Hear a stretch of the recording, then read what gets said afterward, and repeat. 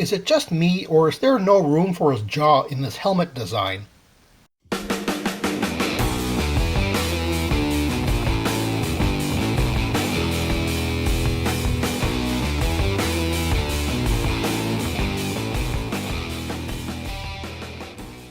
Hello everyone, I'm Kevin, otherwise known as Forum BX257, here to bring you another 1980s G.I. Joe tour review.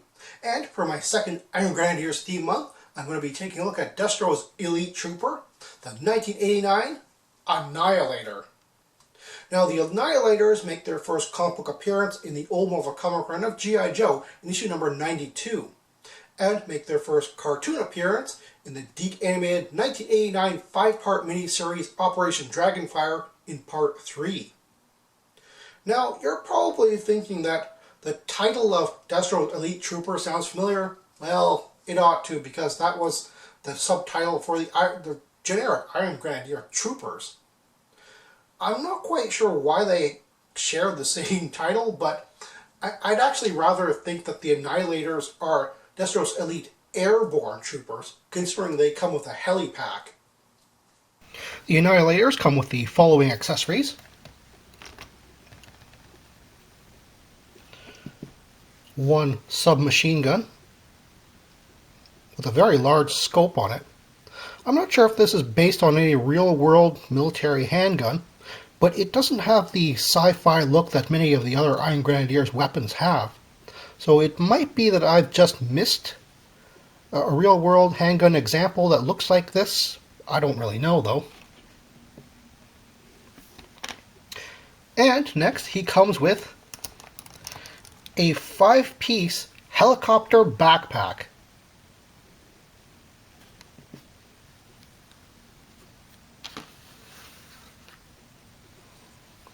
The first piece is this handlebar. On one side, it's on a peg there, so you can move it up and down. On the other side is a little machine gun, which is so close to the shoulder that the figure can't actually reach around and grip the grip here, but it's there anyway. Perhaps it's some sort of automatic thing there, so he doesn't need to grip it. I don't really know. But it's also on a peg, which means that you can move it all the way around. It can even do a little 360 there. Next, we have a pivoting bar. Just pivot it upwards. And on top of that are the helicopter blades themselves, which spin really freely and really well. Taking a look at the heli-pack, as it's known on the file card. It's really well molded and very long, giving the idea that the motor runs all the way down this long shaft and into the pivoting bar here, which is rather realistic. As you can see, the backpack is actually molded to the body line of the figure. That's really well done. And you can see that the figure does hold the handlebar, despite the fact that I think swiveling wrists would have helped this. But it's still rather well done, but he really can't hold this machine gun on the side here. There's just no way that the figure can actually kind of rotate the arm in order to hold on to that. I've often thought that maybe the machine gun should have been positioned the other way around, but that doesn't make any more sense than the other way, so I'm not really sure.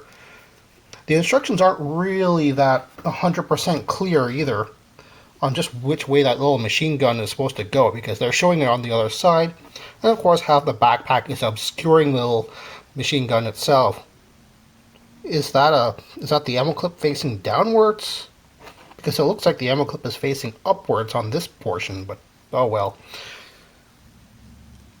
And then there's exactly why does the helicopter blade bar rotate? Is this just to get it out of the way when he's on the ground after he's landed? Is it for storage? Or is it just to simulate the perhaps steering of the heli-pack? I'm not really sure why. But unfortunately it is a vulnerable point on the backpack, which is something which often cracks and breaks. I'll have to be perfectly honest with you guys. and say that I don't particularly like this figure. He's an okay figure, certainly, but I don't really like him the way I do almost every other Iron Grenadiers figure. I think it's a combination of the color scheme, which I really don't like, and as well as the sculpt, which I don't really understand.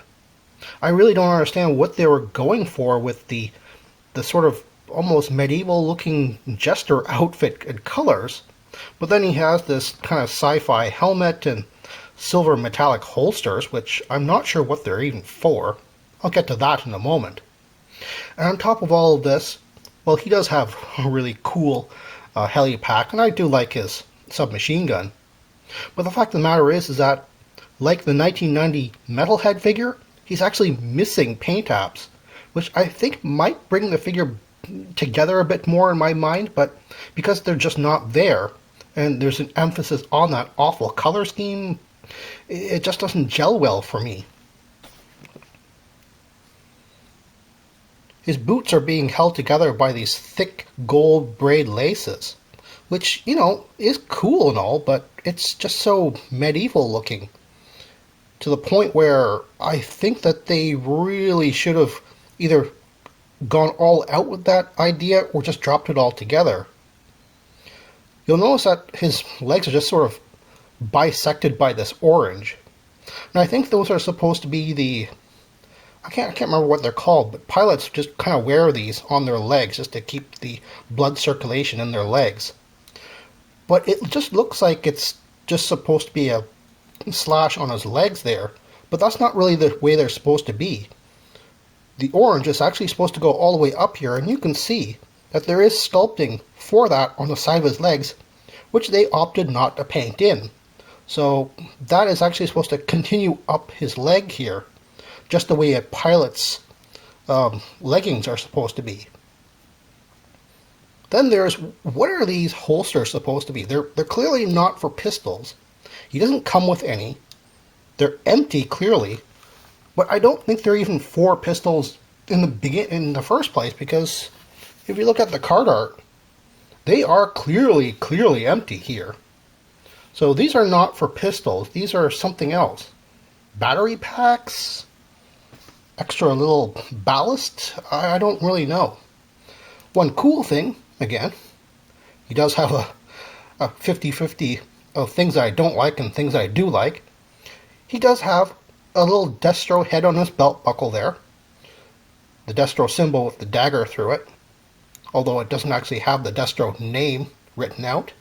But that's cool that instead of just doing the tampograph paint app, like the Targat and the Wild Boar has, he actually has it sculpted on there. That's rather cool. And again, we have this rather primitive, old-fashioned gold braid laces here. And they're meant to sort of hold the orange bits together, but again, just like the legs, they opted not to paint in the full orange, despite the fact that they painted in the orange in the underarms, but it's actually supposed to continue on, and you can actually see the stitching that goes around his shoulder, and all the way around his shoulder. All that part is supposed to be orange, and the laces are supposed to be holding that orange over the purple, like a sort of very, very tiny vest. And they just didn't paint that in. That's just very strange. I do like the helmet, though. It's very, very sci-fi there. Kind of wish they had painted in the gold on the back of his helmet just to continue on with all of this stuff, but they sort of don't. Don't get me wrong, I totally understand why this is such a popular figure. And in fact, one figure that a lot of G.I. Joe collectors army build. So it has to be really good in many people's eyes, and maybe I'm just in the minority here. Of course, he has that great backpack, his accessories, and a lot of effort went into his sculpt. I mean, there's just no denying that. It's not a lazy sculpt at all. Just because I don't like the aesthetics doesn't mean that nobody else does. It's probably something that you have to live with for quite a while just to come to your own conclusion. But in my case, I have lived with this guy for a while, and I have come to the conclusion that he is just not as well blended the elements of old-fashioned and high-tech are just not as well blended as they are on the previous Iron Grenadiers, in my opinion. Again, it just could be the color scheme. Now, you might think that I have a problem with the bright orange, but I don't. That is perfectly acceptable for a pilot. The sort of rescue orange is something that a lot of pilots wear on their jumpsuits. So I totally get that. I just don't like the orange and the purple together. It just, I don't know, it just kind of reminds me of a medieval jester to me. In the same year that he was released, we also have the 1989 Targat, who in my opinion also does have a lot of really sort of pop colors on him, but I think that that's really done very well. Of course, the black base, which is very Iron Grenadiers, rather than the purple base of this guy, just works very well in his favor, where it just doesn't work on him. So just who would the Annihilator's opposite number on the G.I. Joe side be? Well, as the Annihilators are basically mechanized air infantry, I would say that his opposite number would be a G.I. Joe jetpack trooper, like Starduster. Now, Starduster might have been a mail-away figure started in 1987, but he was still available in 1989, the year the Annihilators were released.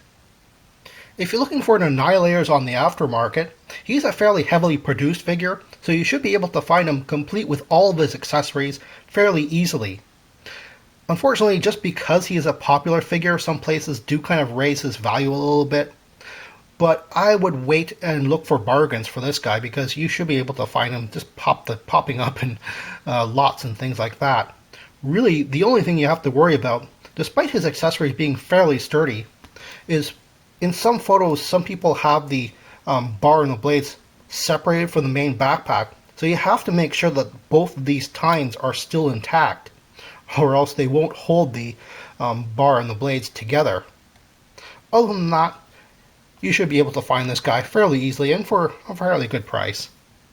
The Annihilators had an interesting variation. While the first release file cards had an enemy logo under the portrait, like all Iron Grenadiers, Dreadnoks, and Mercenaries, the second release, or 1990 release, changed it to a Cobra symbol, as well as capitalizing the Iron Grenadiers text. I'm not sure why. This wasn't done for all 1989 Iron Grenadiers re-released in 1990, just the Annihilators file card. Check out the second release of the Targat. It remained unchanged from its first release.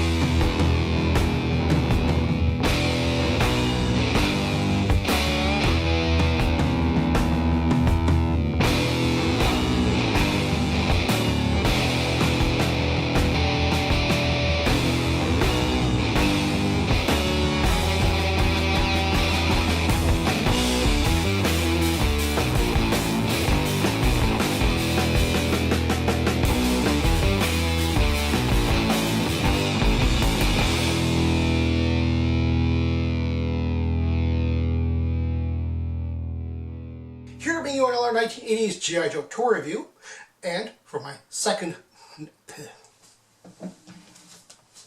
As you can see, it's actually very, well, it's a very common figure for pilots to wear, sort of a rescue orange color.